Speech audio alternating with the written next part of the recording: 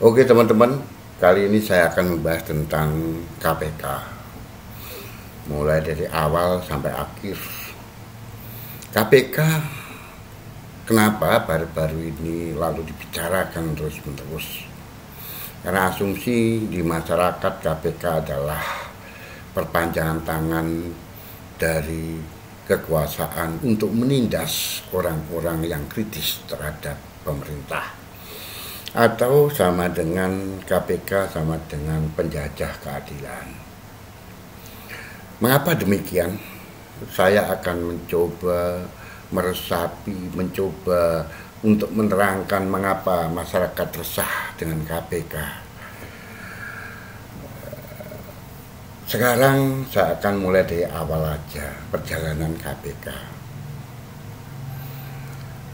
Pendirian KPK ini merupakan impian masyarakat Indonesia secara keseluruhan di waktu masa reformasi. Di saat Orde Baru, korupsi merajalela di mana-mana sehingga masyarakat kecil merasakan semakin miskin karena anggarannya dikorupsi besar-besaran sehingga pembangunan terhadap masyarakat miskin semakin berkurang.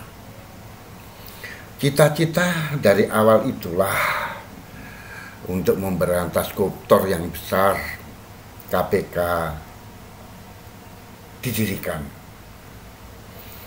Cita-citanya adalah untuk memberantas para koruptor yang besar, yang jumbo. Makanya undang-undang pada waktu itu menyarankan tentang penyidikannya diperbolehkan minimal ya 1 miliar, sehingga batasan-batasan itu untuk memperjelas kewenangan antara KPK, kepolisian dan kejaksaan untuk pemberantasan korupsinya. Di awal memang KPK sangat dipercaya kepada masyarakat karena di saat itu booming KPK memberantas para koruptor, para penguasanya, dan para koruptor jumbo yang melenggang seleluasa untuk menguasai uang rakyat itu. Nah, lambat laun KPK ini semakin lama hilang rohnya untuk pemberantasan korupsi. KPK semakin lama yang diberantas bukan koruptornya, bukan koruptor jumbonya, tapi permainan intrik-intrik di dalam KPK sendiri ini sungguh mengerikan, yaitu koruptor yang ringan-ringan, koruptor 1 juta, koruptor hanya 1 juta, dan bukan koruptor yang sesungguhnya, tapi orang yang menyuap itu yang dikenakan. Bolehlah yang menyuap apabila penyuapan itu terkait dengan proyek yang besar. Oke, silahkan. Tapi suapan-suapan kecil itu terhadap pejabat publik itu yang diberantas duluan. Justru koruptornya tidak diapa-apakan. Koruptornya justru berlenggang kemana-mana. Nah, itulah kepercayaan publik akhirnya semakin lama semakin muak dengan KPK dan menurun.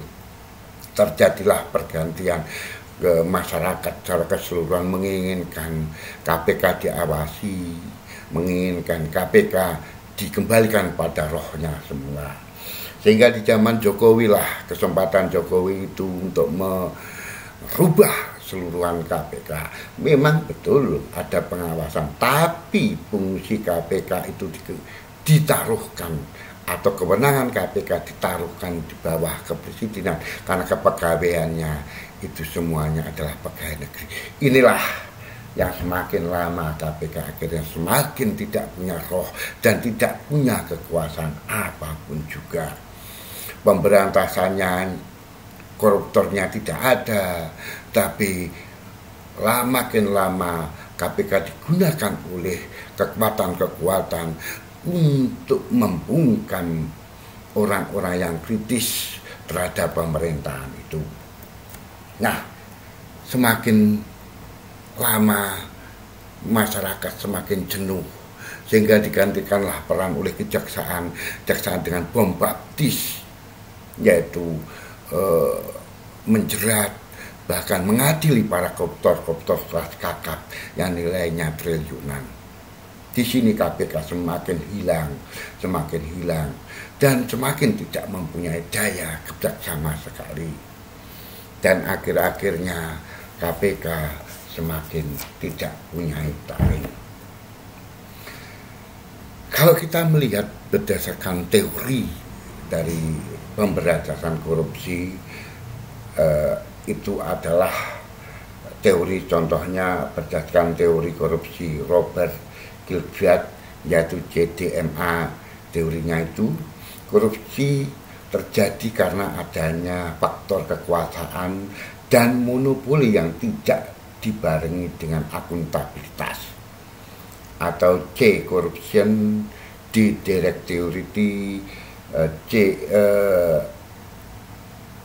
M-nya monopoli, A-nya accountability.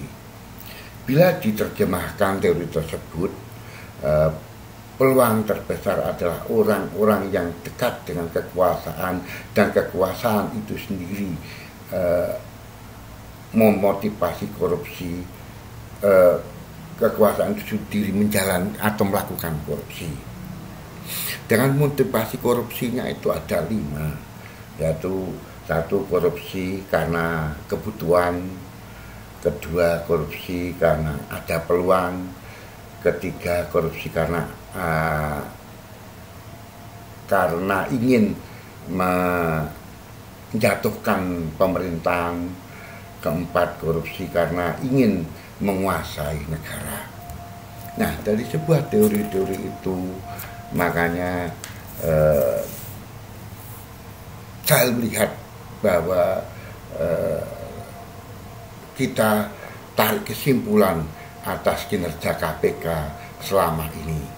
Maka KPK adalah perpanjangan tangan orang yang akan menguasai negara, sehingga yang dibidik KPK bukan koruptor langsung, tapi yang dibidik oleh KPK pelaku dan koruptor yang remeh-temeh, sehingga KPK melindungi koruptor yang sesungguhnya. Disinilah KPK tidak mampu menjalankan tugas dan dalam pemberantasan korupsi, sehingga KPK berlindung dengan kekuasaan untuk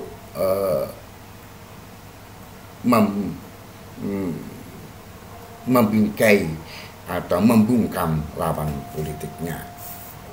Sungguh disayangkan sekali akhir-akhir ini terus sampai KPK melakukan pemberantasan korupsi yang tidak pada tempatnya, dan di dalam tubuh KPK sendiri masih banyak intrik-intrik politik.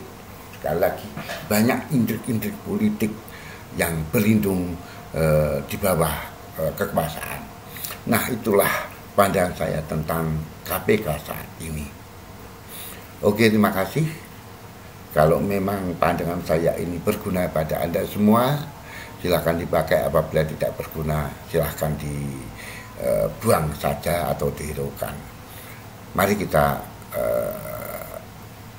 lihat apa coba terjang KPK selanjutnya.